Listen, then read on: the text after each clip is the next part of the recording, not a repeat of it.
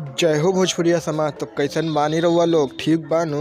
जी हाँ दोस्तों, सुपरस्टार प्रमोद प्रेमी का एक बहुत ही धमाकेदार भोजपुरी का गाना आ रहा है। जी हाँ दोस्तों, इसको वीडियो सॉन्ग बोल सकते हैं, क्योंकि दोस्तों सुपरस्टार प्रमोद प्रेमी का बहुत दिनों से कोई तबाही कार गाना नहीं आया। दोस्तों आप लोगों को बता दें कि सुपरस्टार प्रमोद प्रेमी का गाने का बोल है बोला ए रानी। दोस्तों आप लोगों को बता दें कि प्रमोद प्रेमी के इस गाने बोला ए रानी और ये गाना मार्केट में आते ही काफ़ी बवाल मचा गया, क्योंकि दोस्तों आप लोगों को बता दें कि सुपरस्टार प्रमोद प्रेमी के साथ इस पोस्टर में तो रितु सिंह जी नज़र आ रही हैं। देखो बाकी गाने में कौन होता है। दोस्तों आप लोगों को बता दें कि 3 मई 6:30 बजे इस गाने को रिलीज़ किया जाएगा सुबह, यानी कि कल सुबह 6:30 बजे।